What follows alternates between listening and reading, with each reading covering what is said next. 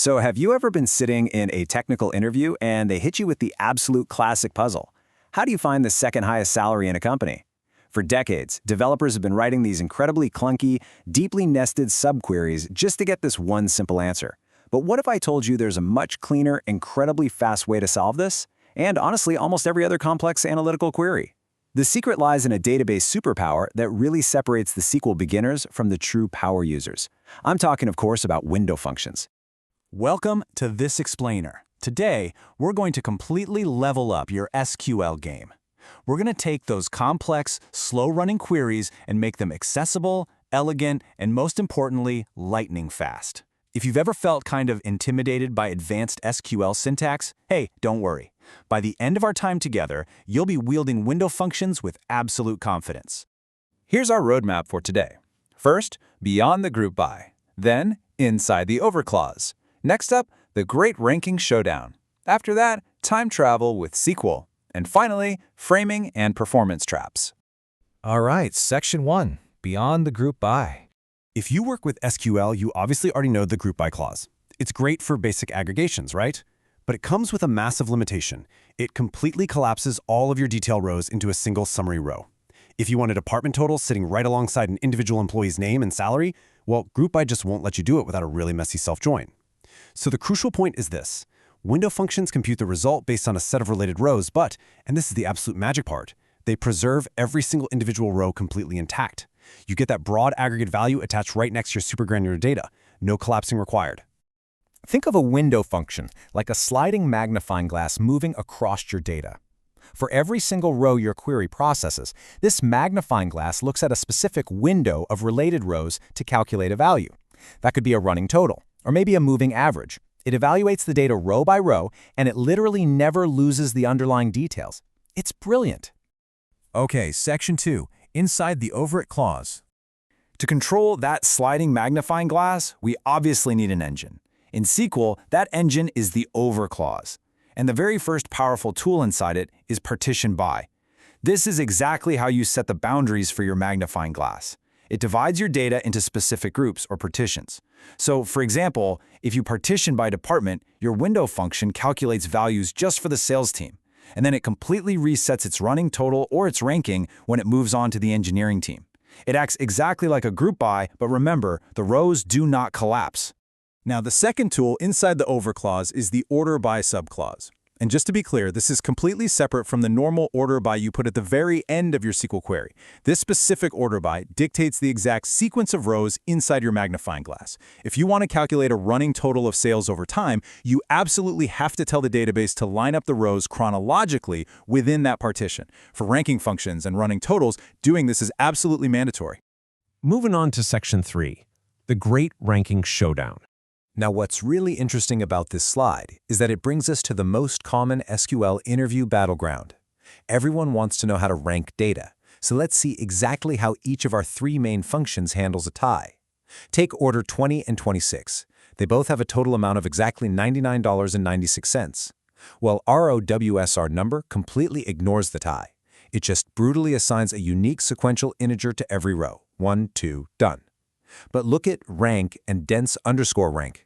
They both recognize the tie, and they both award a rank of 1 to these tied orders. The true difference, though, that happens on the very next row, order 218.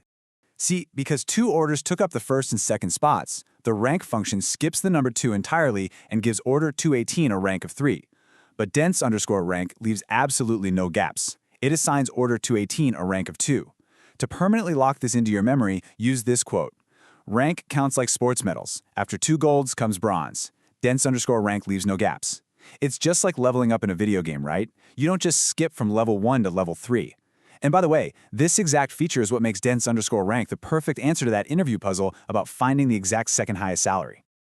So to quickly summarize these best practices, deploy ROWNOEmber when you need strict pagination or you need to remove duplicate rows, because it guarantees a unique number every time. Deploy rank for sports-style leaderboards where ties eat up the subsequent places, and deploy dense underscore rank when you need to find exact and highest values, like the top 3 pay grades in a company, and you literally cannot afford any gaps in your numbering.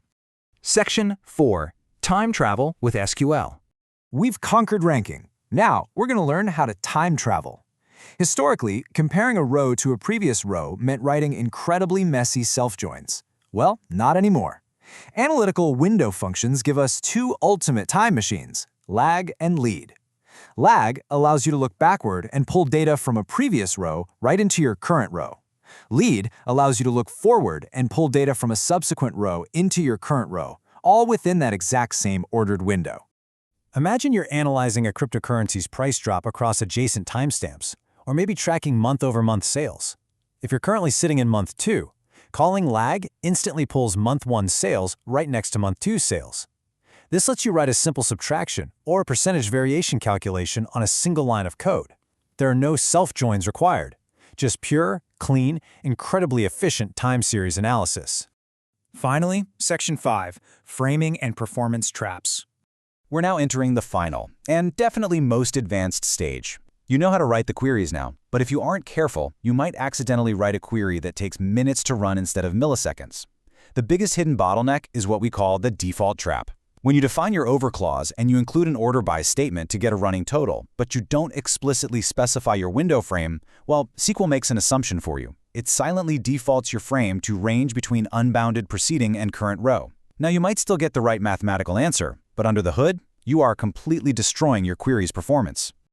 Here's exactly why that default is so dangerous. It uses the word range instead of rows. Rows is positional. It simply counts physical row positions. It looks back 1 row or maybe 5 rows, and it is lightning fast. Range, however, is logical. It actually calculates logical value ranges to handle potential ties in your data. Doing this extra logical work forces the database to create slow, really expensive on-disk spools. So, the absolute insider secret to keeping running totals incredibly efficient on massive datasets is to always explicitly type out rows between unbounded preceding and current row. By simply swapping range for rows, you can literally take a query from taking over a minute down to less than a single second. It's a real game changer. And this brilliantly illustrates one last massive trap. Look at the SQL logical order of operations. When the database engine runs your query, it does the from and joins first, then it filters with where, does the group by, and then having. Notice that window functions don't get executed until way late in the game at step 5. Because they evaluate so late, you simply cannot put a window function inside a where clause. If you try to say where row underscore number equals 1, SQL is going to throw an error, because the where clause happens at step 2, long before the row numbers are even calculated. So to filter on a window function, you always have to first wrap it in a common table expression or a subquery. Well, we've covered a tremendous amount of ground today. You've seen how to break free from the collapsing nature of group by. You understand the mechanics of partition by and order by. You've mastered the exact differences between row number, rank, and dense rank. You can look forward and backward in time with lag and lead. And you know the insider secrets to avoiding performance traps by explicitly using rows instead of range. You now have the structured knowledge to rank and analyze millions of rows in mere milliseconds. So I'll leave you with this final provocative thought. Look at your current projects. What clunky legacy queries filled with slow self-joins and messy subqueries are sitting in your code base right now, just waiting to be beautifully rewritten? Get in there and start optimizing.